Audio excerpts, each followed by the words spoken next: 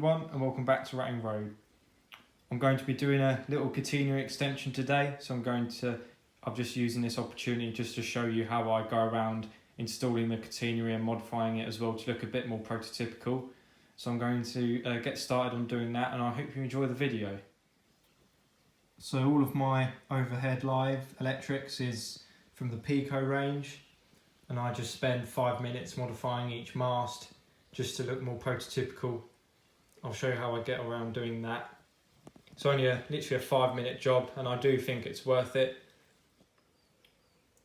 So these are the Peco masts in the packet. I just bought 3 of the individual ones, and they cost around £8 each, or around that mark. You can get a starter set for them, which comes with 12, and that does work out cheaper. So if you have got a long 2-track mainline, then that's the way to go.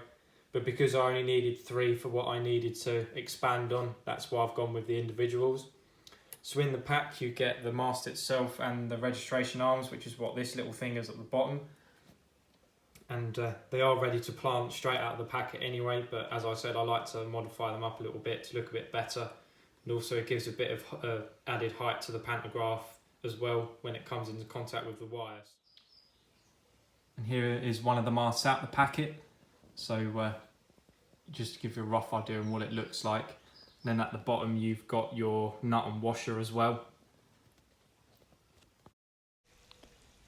Here's a photo from the website Railway Media. I'll leave a link in the description below for reference. But as you can see, this is the prototype the mast is meant to represent. It isn't far off, but there are some little bits that need to be added or taken off just to make it a bit more prototypical. But I just thought I'd show the prototype for comparison. So the first thing you want to do is cut off the small piece of metal at the top. I've circled in the picture to the left what I'm talking about, because the clip where I did cut it off I ended up losing, so I just had to improvise and I'd show you what I was talking about. So then once you've cut that off and you've fired all the sharp edges, then you simply just cut off the cantilevers from the mast, ready for the next bit. Then you just want to cut off the cross arms from the mast itself, and then as well you want the insulators to be fairly loose, so I cut it there and then just slid it along this way. And this one was already loose, but you do the same there as well, because then that will keep out the way for the next stage and prevent damage. And what I've just done is I've manoeuvred all the cantilever around by hand, and then I've just done a bit of resoldering at the top there. It's not very easy to see, and it probably doesn't look any different, but trust me, it is, and you'll probably notice it once it's actually attached to the mast. So that's what I'm going to do now. So I've just dipped both the cantilever ends in some flux, and you just want to just add a bit onto the mast as well, and at the top. So about there. And then you just want to get your soldering iron. So mine's already tinned. And then just attach it to the top of the mast again. This is where it can get a bit fiddly, so tweezers are recommended rather than using your hands. If I can pick it up, that would be great. Right, okay.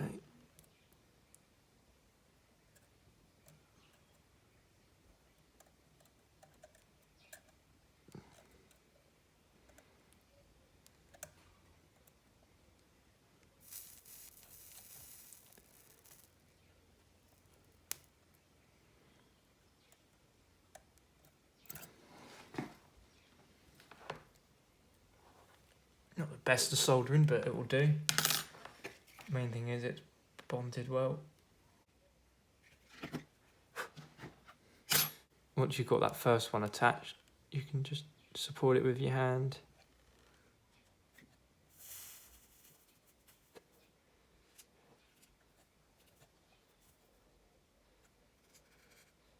It's always fiddlier than the other for some reason. There we go. Okay, so that's now the mast now ready for installation. It probably doesn't look that much different, but believe me, it does. I'm quite happy with how it's looking, so now it's going to go on the layout and I'll show you how to install these. So I'm now ready to fit the mast, and as you can see, I've put in a small straight piece of brass rod, and that's just to mark out where the next mast is going to go. If it's the first mast in the sequence, you won't have to worry about this bit really.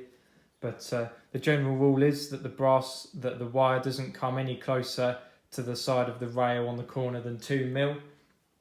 So I'll rephrase that because it did sound a bit confusing. So basically the distance between the rail and where the wire will be is meant to be no less than 2mm, because what can happen is the pantograph can shoot up and then a disaster happens because it loses contact with the wire and then just shoots upwards. So what I've done, I've lined this side up with underneath the mast, and then I've ran it in line ready for install the mast with. So in the startup kit I mentioned earlier, you get an installation jig, which is this little red piece of plastic. So you've got the hole on the left hand side, just there, and that's obviously where you mark out to drill your mast. You've got a few grooves in the centre. It's not really picking up the focus very well, but you can see there you've got a couple of grooves, and those two on the sides are where it rests on your rails, and then the middle one is where your wire's meant to be. So you fit this where the wire will be centre. So this needs to be fit about there. Here we go, about there. So you get an idea, and then you just move that along like that. It can move fairly easily. So then obviously I need to now drill a hole for there, and then you just want a 3mm drill bit, and then you can drill your hole.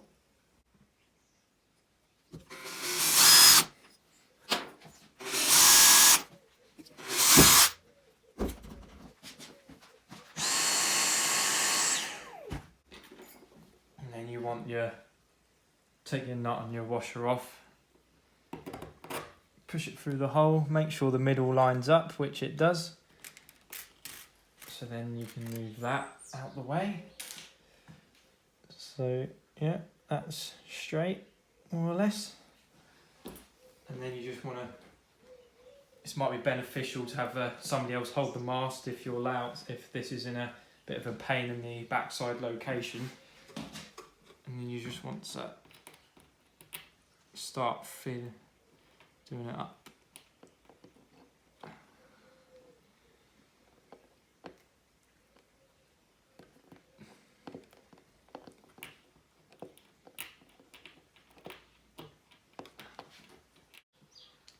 So that's now the new mast in situ, and that is nice and tight and not going anywhere. So that's more or less the principle of modifying and installing. So I'm going to now carry on and finish the masts I need to fit, and then I'll come back and then add the wires in. Okay, so I've just finished adding in the masts for today, and as you can see there's a mast here that looks a bit custom, if you like, but all I did was just cut off the cantilevers of another mast, just soldered it the other side after I'd done the usual modification, and then I've used the mast there just for the terminating one. So then I'll solder the wire onto there as well. So but before I do that, I need to fit the registration arms. So these just simply solder on. I'm just gonna prepare it for the soldering. This is can be quite a fiddly job, as you can expect. Yeah, they are the right way round. Right, so that's where it needs to go, about there. I'll explain the logic behind this in a minute. I'm just going to get this soldered on.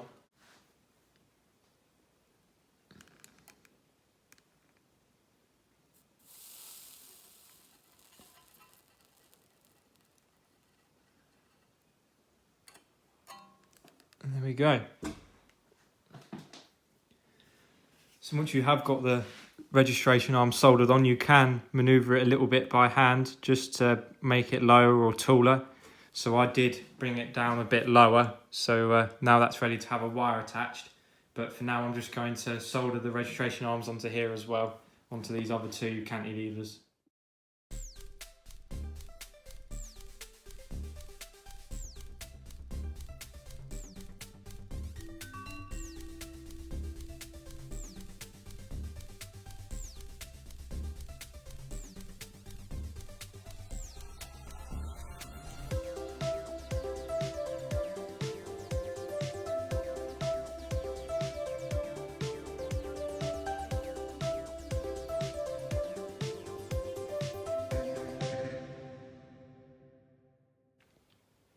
So there's my registration arms now in situ, and I'm happy with how they're looking. They're nice and secure, they're nice, and the height's more or less right for what I want. So what I'm going to do now is to show you that they're basically trying to explain the logic behind fitting the registration arms. So on all these masts, if I just come down and show you, so you can see, if I'm trying to get it into, try and focus on that one. There you go. So you can see how that's soldered, how that's soldered and how that's taken shape. So it's attached there, and then the arm comes along to the left, and then that basically in real life would pull the wire into the bend. Otherwise you'll be pulling it out of the bend, and then that will make it loosen tension. I can't remember the physics behind it, but your best bet is going on RM web and places like that, just to get an idea on it. And you can see that the registration arm on the other side as well is the same, so that's doing the same thing, and so are all the masts around a bend. So if I just come back into focus now and go over to the straight bit. So the mast there is the same. It has the registration arms on the right hand side, all the same as the others, and then up here it's the opposite, to create that staggered effect that happens on the straights. But again, your best bet is just looking on RM web and following what it says on there. I hope you get an idea. I know it's quite confusing, I couldn't understand it either at first, but as you do your more research and learn, then you'll understand it a bit better. Okay, so now the last stage is to add the wires, the fun bit. So with the Peco wires, they come in 5 set lengths.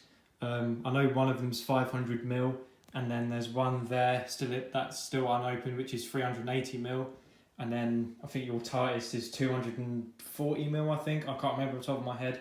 You'll have to look them yourself.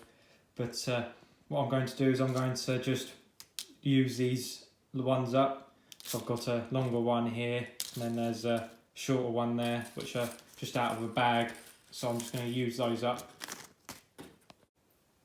So with the Peco wire, you get a little hook on one end, just for ease of installation. If I just get that in focus, which it isn't going to do for whatever reason, but you can just about see that. So that allows you to just loop it underneath like so, and then hook it like that. And then you just want to, what I'm going to do is I'm just going to solder it to that mast first.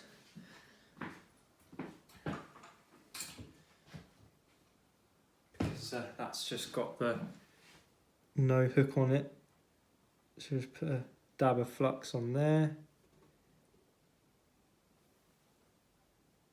Dab of flux up there, and then with a bit of persuasion, obviously you've got to be gentle.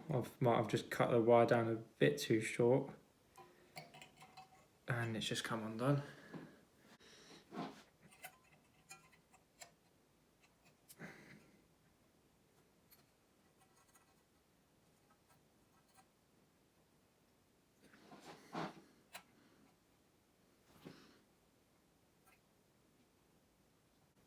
So that's one attached on there.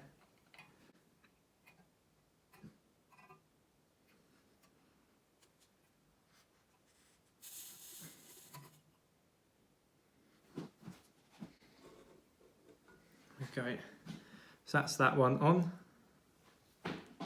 So So now we just need to attach that one.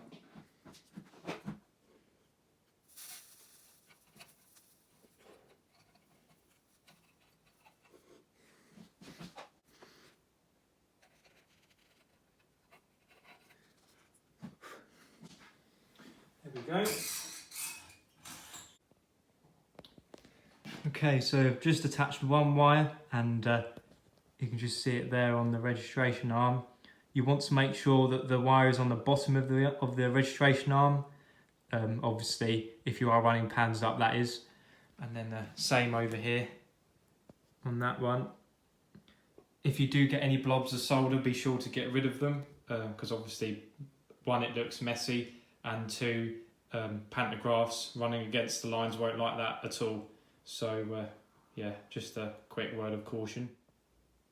So you get the idea now, so I'm just going to carry on off camera just to save a bit of time, and I'll get back to you when I've done that. Okay, so just finished adding the wires, so now the last step to complete is just trim off these long pieces of excess.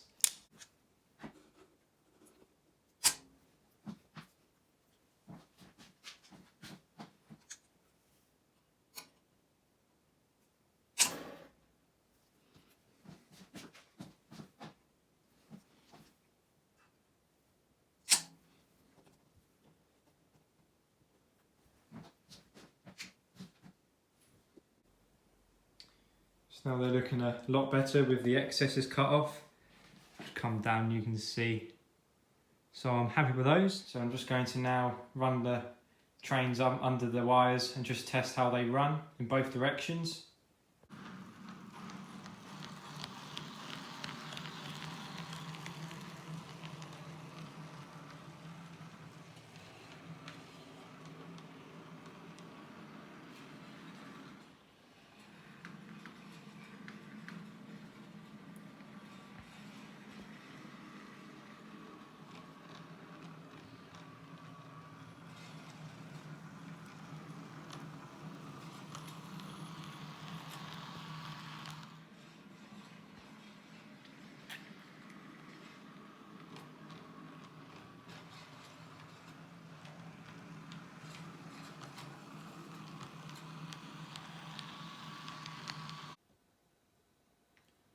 So they've all been fully tested now.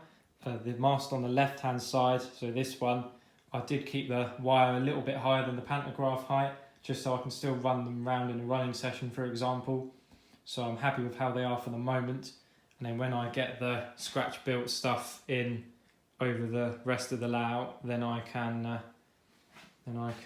sort that out. So the next stages for them is to get them painted up and weathered up. And I won't do that in this video, I'll do that off camera in the future. Then I'll also paint the wires as well, and then I've also got to add some emboss locos insulators to this part, to the terminating one.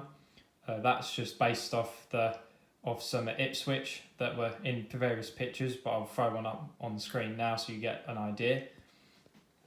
So apart from that, this area is more or less done, or the overheads are more or less done for now. I hope you learned a few things, and I hope it's inspired you to put some on your layout and get some wires in there, run some electric locos, because it is a shame I don't see it that often, in all honesty with you. But you know, it's not up to me, it's all down to the individual. So when it comes to other ready to run stuff, you've obviously got the Dapol range as well. They seem to be quite popular. I personally don't like them because, as you see, I like to run my stuff with the pantographs in contact, and the Dapol stuff isn't ideal for doing that because they're plastic and flimsy and all sorts. So I'd rather just spend a bit more and get a better product, and then as you see, spend about 5 minutes just making them look a bit more prototypical. And I hope you can agree it is certainly worth doing, and it really does show the effectiveness. So yeah, that pretty much brings an end to the video. But before I go, you probably noticed that I was using having a load of my hands close up to the metal and stuff while I was working with it. Obviously, that's just me working. I can handle heat pretty well. All I'll say is wear protective equipment. Use safe materials, wear masks, work in well ventilated areas. I mean, I'm in a shed, and obviously, as you can see, I've got windows and doors, so I always have those open when I'm doing soldering work or any other task that needs ventilation. So yeah, just a quick safety guide there, because obviously you're working with soldering and things like that. I'll round the video up here now, and I'll see you in the next video, and I hope you enjoyed watching. Take care and happy modelling, and stay safe. Bye.